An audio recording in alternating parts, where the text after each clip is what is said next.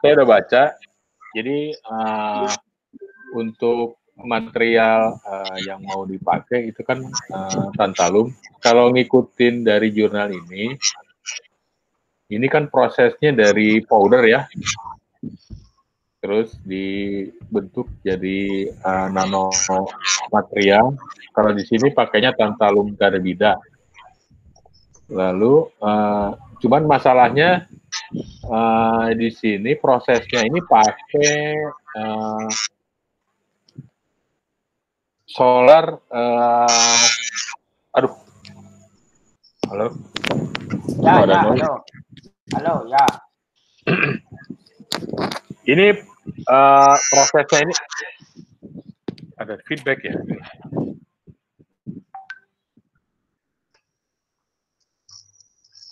Halo? Ya, halo, halo, ya. Ya ini, ini saya nggak tahu di Indonesia ada nggak semacam ini kayak smelter atau tanur untuk dari proses pembentukan powder nano ini di Indonesia ada nggak seperti ini yang pernah tahu gitu, Pak Damora atau Pak Didit atau Pak Arya? Karena ini spesifik kayaknya nih. Halo? Ya, halo Pak. Itu tentang apa tadi? Tantalum Pak ya? Iya, jadi kan prosesnya itu, jadi ada pemurnian sama proses pembentukan powder tantalumnya. Ini dipakai di sini. Prosesnya itu ada di ini. Saya gedein ya. Ini namanya solar reaktor. Nah. Iya, iya. Iya. Jadi prosesnya ini kan ada di gambar nih sebelah kanan atas. Pojok kanan. Nah, ini dia pakai sinar cahaya matahari gitu.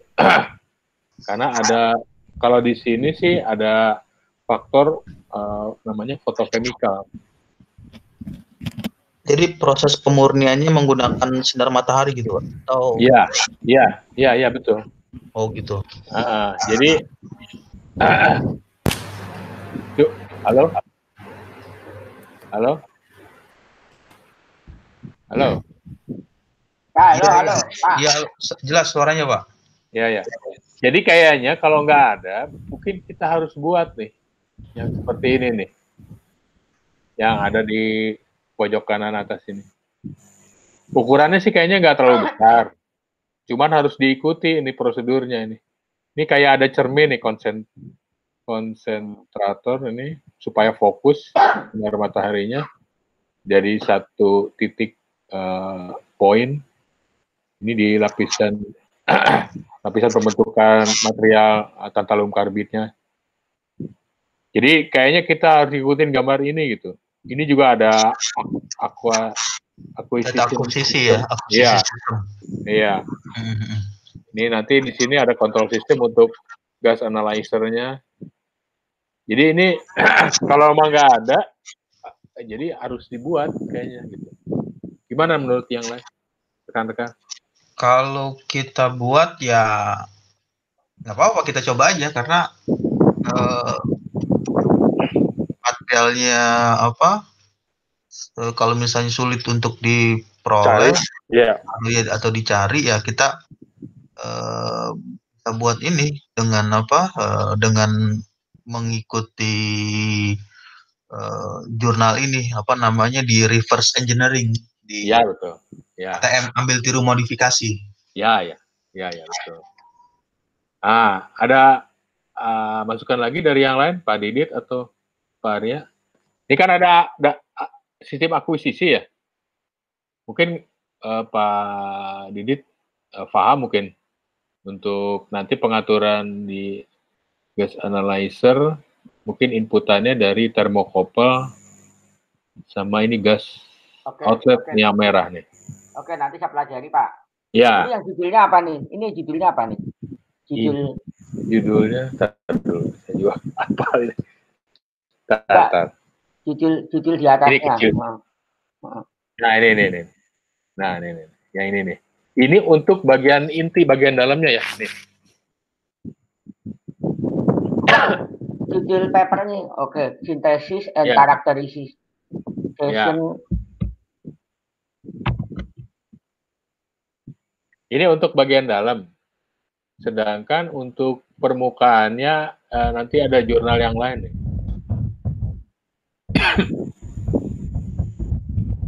Bu. Halo? Ya, halo. Terus lanjut. Lanjut ya. Ya, oke. Saya buka lagi. Ini jurnal kedua.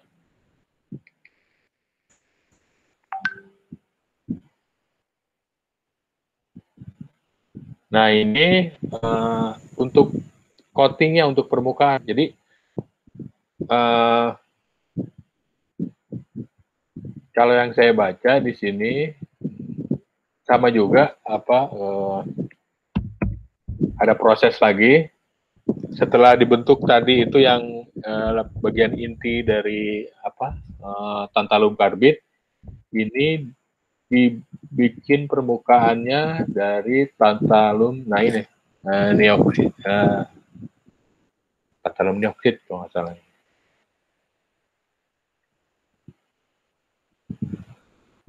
Nah ini kalau dari sini percobaannya peralatannya nggak terlalu sophisticated, maksudnya nggak terlalu canggih seperti yang tadi ya.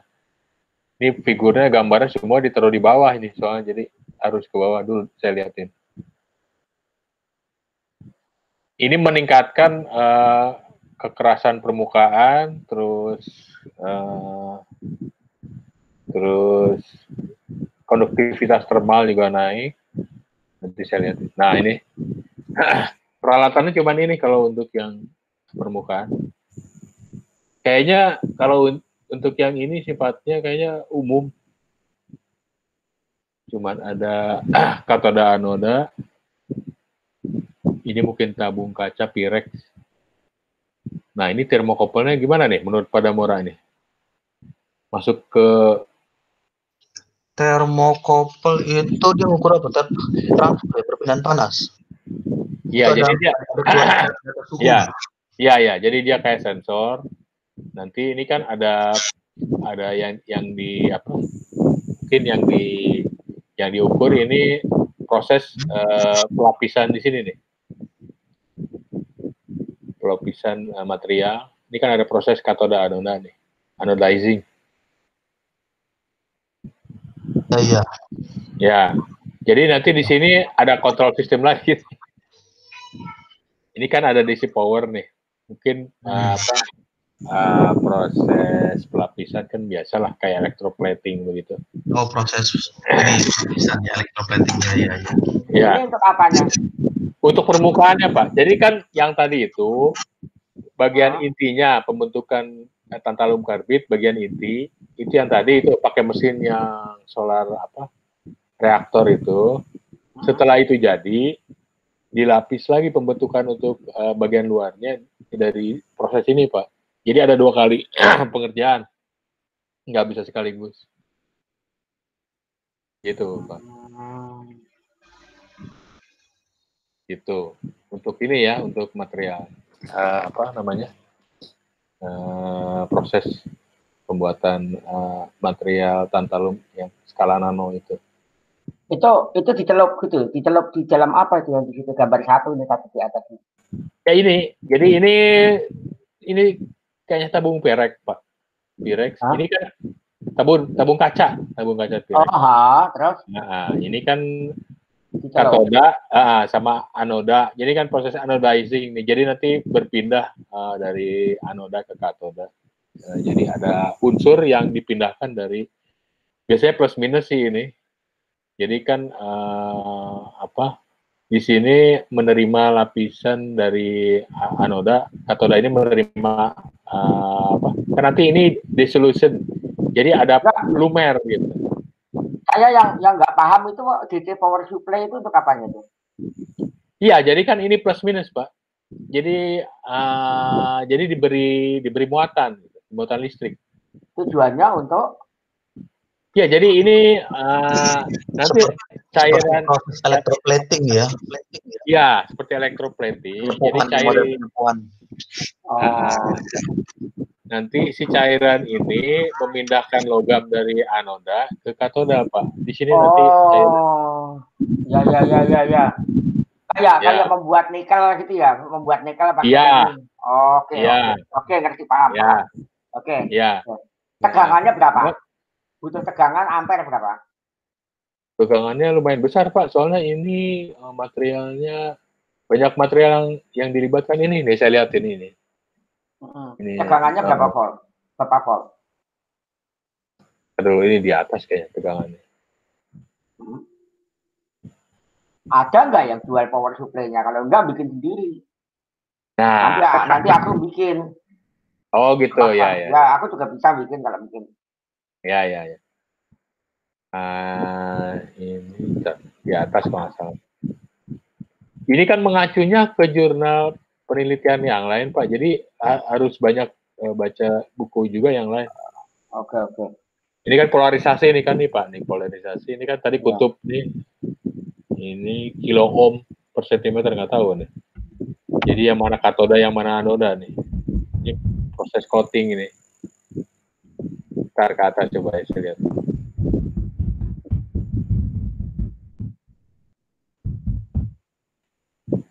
Kayaknya ini nih. Tapi angkanya kecil semua ya.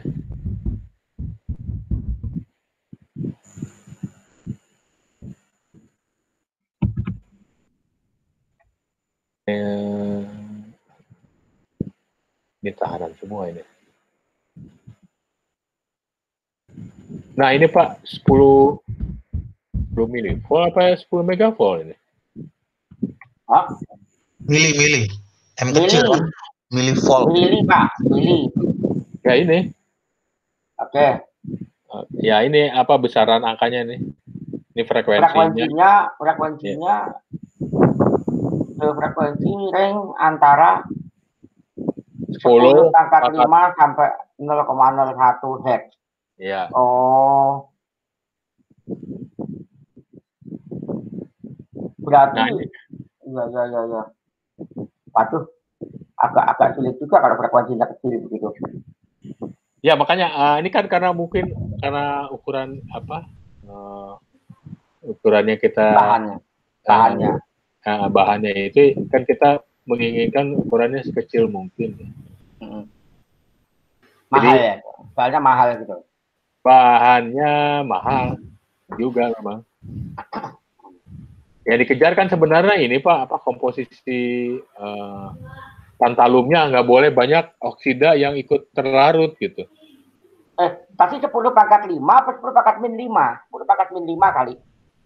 10 pangkat min 5. Frekuensinya. Ya ini 10 pangkat 5. Ini range-nya.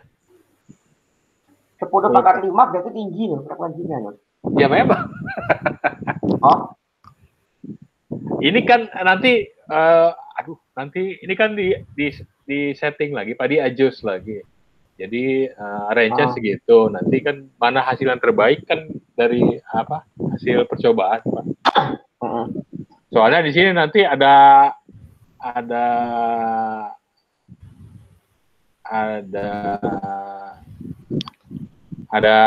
hasil, ngerti kan sampel ya? Semacam X-ray.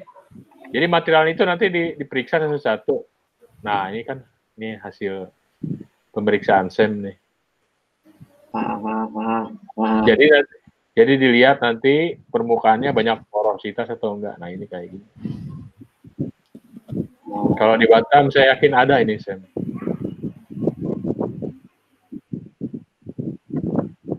Nah, ini tuh hasilnya, Pak.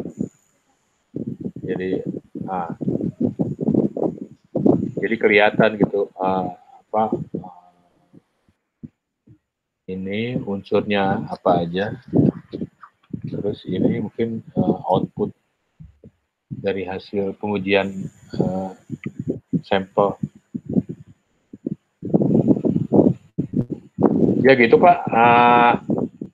Kalau saya baca dari jurnal yang saya baca tadi, kira-kira kurang lebihnya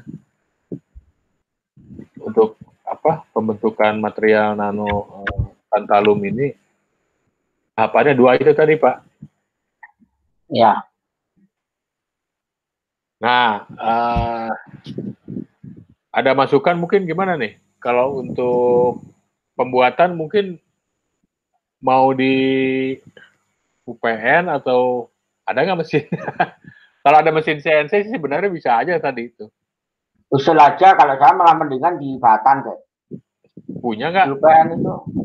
CNC-nya? CNC milling, CNC. Makanya saya ngajak ke Batan besok itu supaya lihat fasilitasnya gitu. Jadi kalau memang bisa dibuat di Batan, nggak apa-apa kita buat di Batan. Nah, tapi kalau atau di UPN punya nggak pada murah itu mesin CNC milling, mesin bubut? CNC ada. Tapi mesin proses ya, mesin manufaktur. Cuman saya nggak tahu secara detail karena kalebnya saya bukan kaleb CNC, jadi saya tanya dulu di lab manufacturing. Operatornya juga udah biasa gitu, maksudnya udah sering ngerjain gitu kan? Iya, cuman saya tanya dulu, kontak dulu ke kaleb manufaktur. Iya. Nah, kalau bisa, jadi sekalian besok. Nah, ini nggak tahu nih, Pak Kurnia. Yang ada Pak Arya nih. Jadi, kira-kira enaknya jam berapa nih kalau mau ke sana sekalian lihat fasilitas, lab, terus kalau memang ada mesin CNC di sana, nggak apa-apa dimanfaatin. Soalnya ini kan nanti kita pengujiannya semua di sana ya. Karena kan memang ini nanti outputnya ini SEM-nya kelihatannya di Batan aja gitu. Gimana? Kira-kira enaknya jam berapa gitu? Saya nggak tahu kegiatannya besok apa aja, Pak Kurnia atau Pak Arya. Saya masih di rumah ini, Pak. Baru masuk tanggal 2. Baru masuk ke tanggal 2. Nggak, kalau cuma lihat-lihat aja posisinya, maksudnya bisa gitu.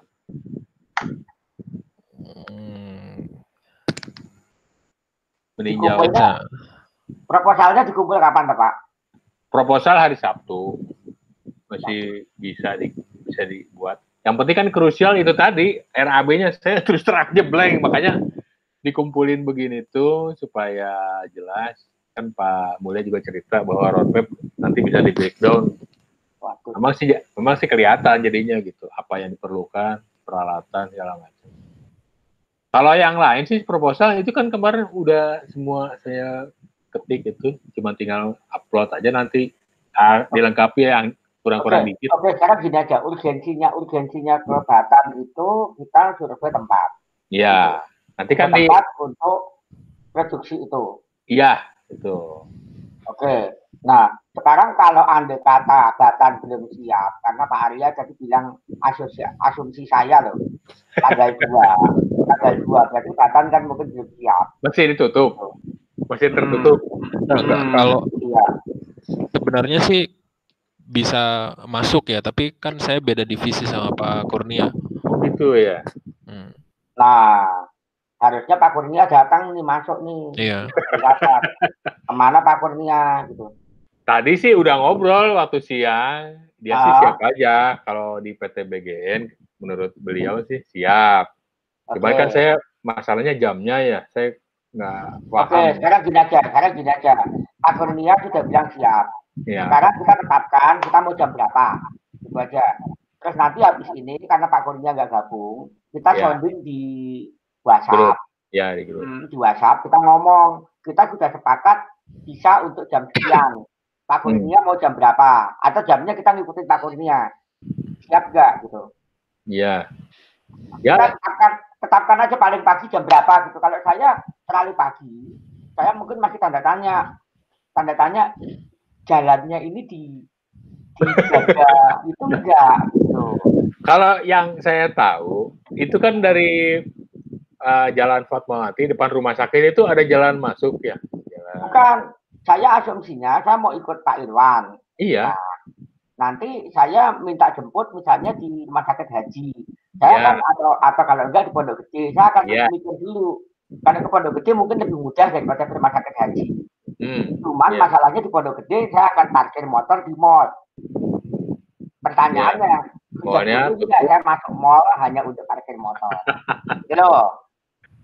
Kalau enggak, saya akan cari rumah sakit atau kantor polisi parkir motor.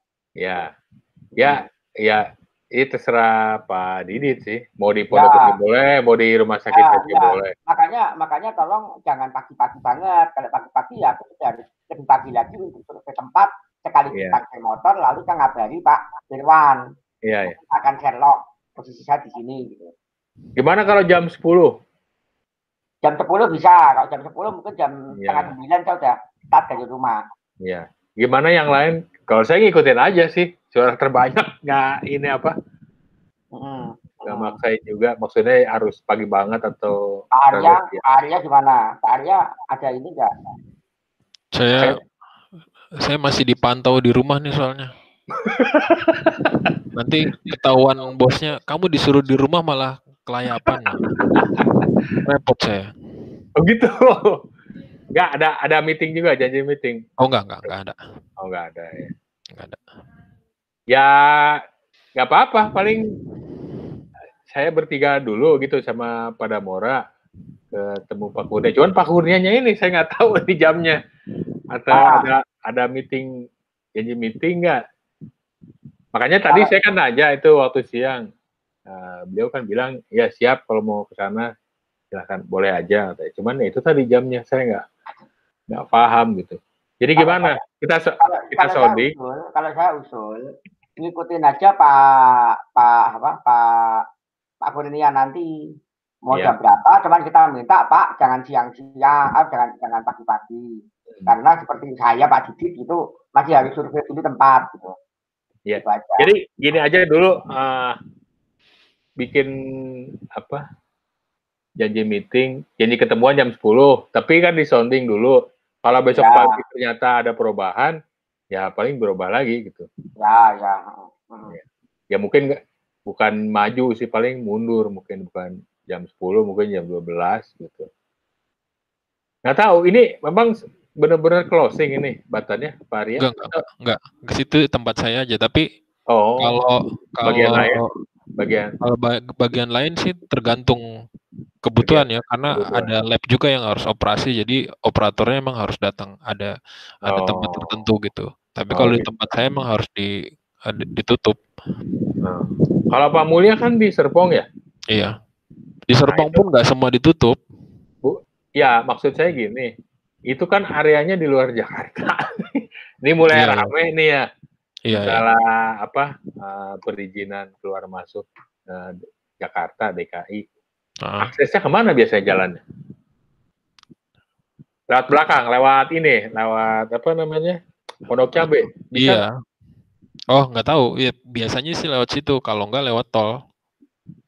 Lewat tol langsung keluar ke Serpong. Pasar Jumat ya. Asal jangan diputar balik aja di situ. Di ujung Serpong. Maksud saya udah jauh-jauh, aduh. Ya. Kalau kemarin saya sempat hari apa ya? Hari Senin apa Selasa gitu. Itu kayak nggak ada pengawasan lah. Mungkin karena masih suasana itu kayak Senin kan masih tanggal merah ya. Iya. Orang masih lalu lalang santai aja, nggak boncengan motor segala macam masih bisa gitu. Nah, saya soalnya tadi udah mulai ramai di TV dari kemarin itu kan katanya hari Selasa udah mulai itu di pesawat Jumat dibalik-balikin kalau nggak ada surat SKIM itu. Ya gimana? Ada usulan? Kalau saya sih oke aja lewat belakang, lewat Pondok Cabai, saya tahu itu keluar ke Pamulang lah terus saya. Gimana Pak? Ya pengalaman Pak Arya begitu paling ya. Iya, kalau mau lewat Pondok Cabai. Pondok Cabai atau kalau nggak lewat tol, tapi ya itu tadi resikonya di ujung sana juga. Lewat Pondok Cabe terus lewat mana Pak Arya? Ya terus aja. Pondok Cabe terus kemana? Gaplek. Iya, udah ikutin aja jalannya. Cuman itu. Enggak, Pondok Cabe, Gaplek, Pamulang. Iya, ke situ. Pamulang terus lewat sektor itu kan? Enggak, masih jauh itu. Terus aja. Lah iya. Jalannya cuman itu kan. Ya, menuju ke itu tuh Serpong ke Puspitek toh. Iya, menuju Puspitek. Enggak, bukan apa-apa, orang polisi ora. Kalau udah masuk Pamulang kan udah Banten. Udah masuk Pamulang udah Banten, Pak Didit. Beda lagi. Udah masuk area dia sebenarnya. Loh, iya, tapi orang polisi ya suruh sebelum masuk Banten itu kan ada polisi misalnya gitu. Iya, makanya lewat Pondok Cabe. Kan kalau lewat belakang kayaknya nggak ada, Pak. Kalau itu belakang kan itu mana? Belakang itu mana? Pondok Cabe, Pak. Dari sini, dari Cinere. Dari belakang. Di Cinere Pondok Cabe nggak ada. Kalau saya bilang sih nggak ada. Itu yang saya lihat kemarin di TV di Pasar Jumat memang. Pasar Jumat. Dari Cinere itu ada dua cara lewat jalan. Dari Cinere ada dua cara lewat jalan Bandung sama satu lagi lewat jalan Opo itu dekat UPN Pondok. UPN. Bukan ya. UPN, ada UPN Limo yang kono. Ya. Apa nama jalannya? Iya. Oh iya. Depok ya. Iya. Cuma muter-muter aja di dalam memang jalannya. Ya gitu paling ada usulan lagi yang lain. Paling saya usulin ke Pak Kurnia jam 10 gitu. Kalau biar nggak terlalu pagi. Cuman ya tergantung Pak Kurnia kalau memang ada meeting paling mundur jam 12. Kayaknya sih kalau tebakan saya sih nggak banyak aktivitas sih. Karena emang secara umum kebijakan lembaga emang tutup. Kecuali yang perlu masuk. Jadi pengecualian itu pasti jumlahnya sedikit kan. Iya. Jadi kemungkinan sih kalau dalam satu hari itu pasti ada. Iya. Kalau Pak Irwan besok pakai mobil atau motor? Mobil lah. Jauh pakai motor. Waduh. Ya, enggak. Kalau pakai mobil, kalau lewat jalan-jalan kecil-kecil mungkin agak repot loh. Kita bisa nggak tahu deh. Kita nggak tahu. Enggak sih. Saya kebetulan kan ada saudara Pak di situ di Pamulang ada, terus di Muncul di Serpong itu ada saudara juga sepupu. Jadi tahu jalan saya di daerah situ. Gitu. Cuman ya itu tadi kan kita cari jalan yang nggak ada istilahnya nggak ada razia polisi itu aja yang dihindari sebenarnya. Sebenarnya kalau ya lebih enak sih sebenarnya lewat tol keluar di Serpong BSD. Cuman itu tadi resikonya kalau dicegat. Jangan lewat tol cari masalah namanya. Ya. Apa ada lagi usulan lagi nih Pak Damora? Nggak ada suaranya nih. Halo? Iya, halo, saya dengar suaranya. Saya dengar. Jadi gimana? Besok ketemu di mana? Besok jam 10 Pak ya. Sepertinya saya nggak bisa Pak. Mau ada jemput ini apa? Paling agak siang. Enggak, saya lihat reportnya aja Pak, laporannya Pak. Oh gitu. Karena saya juga nggak begitu apal jalan dari kalau dari kan saya kan posisi rumah kan di Depok nih, Depok Depok Lama arah GDC Depok City. Jadi nggak begitu tahu rute itunya ke sananya. Nggak dikira kan tadinya kalau dari UPN itu kan sebenarnya tinggal lurus Fatmawati bisa ketemu di situ. Gitu. Jalurnya kan sebenarnya kalau dari UPN yang ini ya, yang UPN yang di Pondok Labu. Pondok Labu itu kan sebenarnya tinggal lurus di Fatmawati. Nggak terlalu jauh sebenarnya. Ya nggak apa-apa kalau emang Pak Damora emang kebetulan nggak bisa, paling saya berdua sama Pak Didi aja, Pak Didi. Gitu. Ya. Halo Pak Didi. Ya. Pak Irwan, ntar jemput saya loh ya. Kalau enggak, aku nggak berani bawa motor. Lah iyalah. Nggak berani Pak.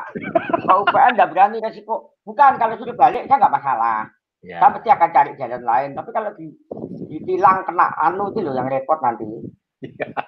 Lihat di televisi itu ada sekian orang ditindak gitu, soalnya yang mau masuk Jakarta. Asumsi saya masuk Jakarta itu tidak hanya dari Jawa Tengah. Saya nggak tahu apakah Bekasi itu dianggap Jakarta atau bukan gitu loh. Ya sebenarnya kan kalau dari tempat Pak Didit ke Pondok Gede sampai ke mana? Asrama haji itu kan sebenarnya enggak, asrama haji itu kan apa masih masuk Bekasi. Nah, nanti kalau dari asrama haji